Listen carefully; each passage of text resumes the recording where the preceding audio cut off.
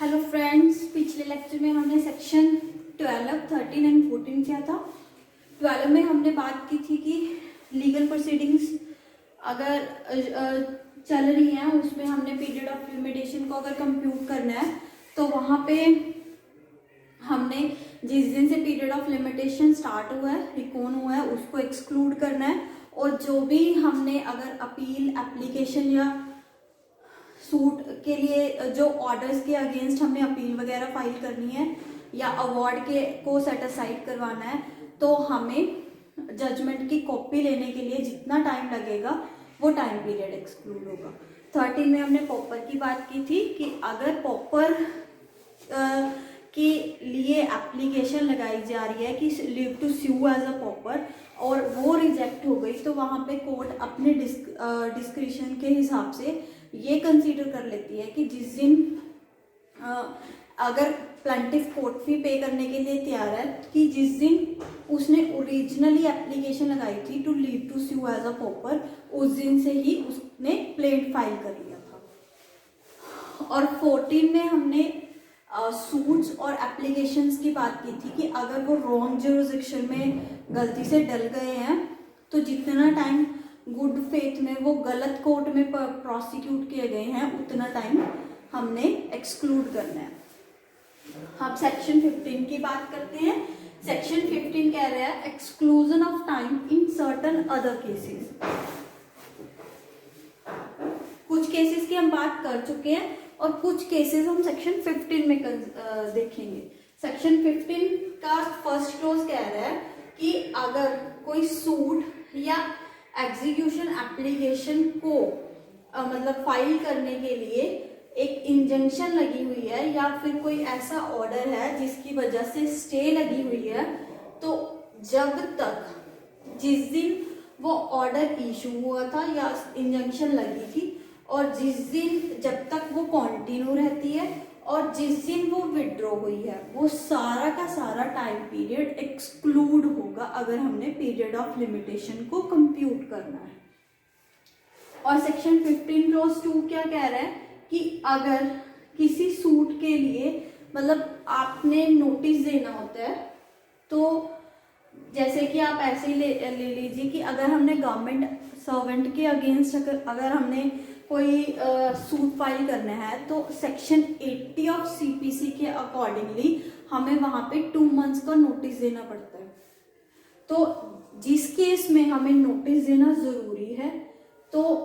उतना नोटिस का जो टाइम पीरियड है जितने टाइम हमने नोटिस देना जरूरी है, जैसे कि 2 महीने मैंने आपको कहा कि गवर्नमेंट सर्वेंट्स के केस में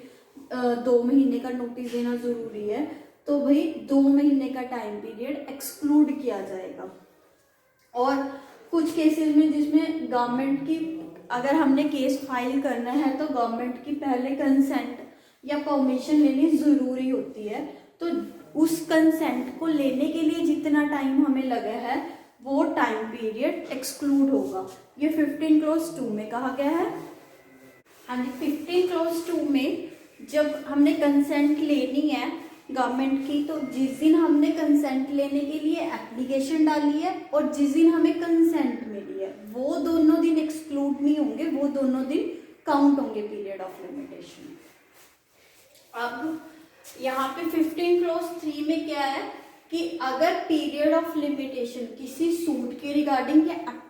एग्जीक्यूशन एप्लीकेशन के रिगार्डिंग है जिसमें कि रिसीवर या इंटरिम रिसीवर ने किसी बंदे को एज एन इंसॉल्वेंट डिक्लेयर करने के लिए एप्लीकेशन लगाई है या सूट फाइल करना है उसने या फिर लिक्विडेटर ने या प्रोविजनल लिक्विडेटर ने कंपनी को वाइंड अप करने के लिए एप्लीकेशन लगाई है, देन जिस दिन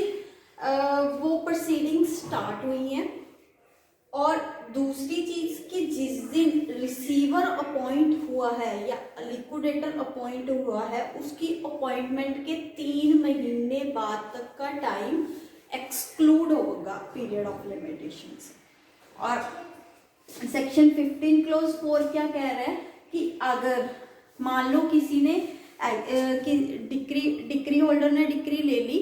डिफेंडेंट के अगेंस्ट उसने कोई प्रॉपर्टी अटैच करवाई और उसको सेल कर एग्जीक्यूशन में उसको सेल करवा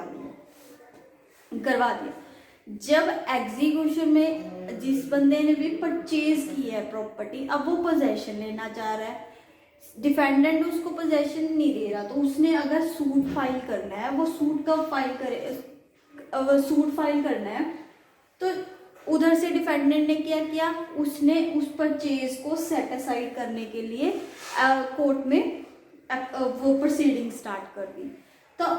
अब जब तक इस सेल को सेट असाइड करने की प्रोसीडिंग्स चल रही हैं,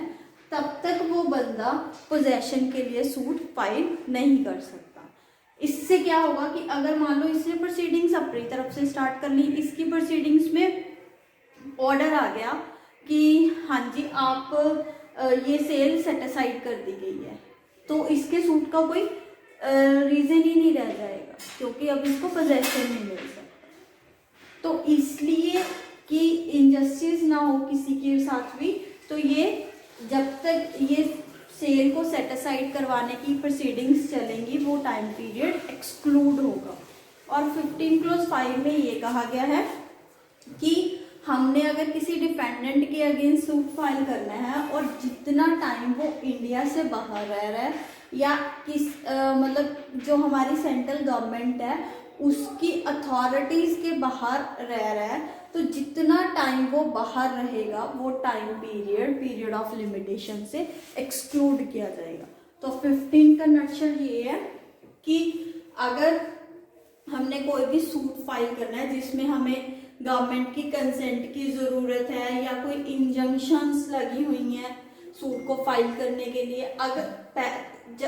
सबसे पहले 15 क्लॉज 1 में ये है कि अगर इंजंक्शन लगी हुई है, जितना टाइम तक इंजंक्शन है कि हम सूट नहीं फाइल कर सकते, वो टाइम पीरियड एक्सक्लूड होगा। अगर गवर्नमेंट की कंसेंट ज़रूरत है या नोटिस देने की ज़रूरत है, तो जितना टाइम पीरियड नोटिस का है या फिर जितना टाइम हमें कंसेंट लेने में लगेगा वो एक्सक्लूड होगा। थर्ड में है कि अगर रिसीवर या ऑफिशियल लिक्विडेटर अपॉइंट हो रहा है, तो जब से वो प्रोसीडिंग स्टार्ट होंगी और ऑफिशियल लिक्विडेटर के अपॉइंट होने के 3 महीने बाद तक का टाइम पीरियड एक्सक्लूड होगा। 15 क्लॉज 4 में है कि अगर किसी ने एग्जीक्यूशन में कोई प्रॉपर्टी परचेज की है और वो उसको पोजेशन लेने के लिए सूट फाइल करना चाह रहा है, तो जब तक वो उस जो सेल हुई है उसको सेट असाइड करने की प्रोसीडिंग्स चलेंगी, उतना वो टाइम पीरियड एक्सक्लूड होगा इसके टाइम पीरियड ऑफ लिमिटेशन में। 15 क्लॉज 5 क्या कह रहा है कि अगर डिफेंडेंट आउट ऑफ इंडिया है या सेंट्रल गवर्नमेंट की पहुंच के दायरे से बाहर है, तो जितना टाइम वो बाहर रह रहा है, आउट ऑफ इंडिया रह रहा है,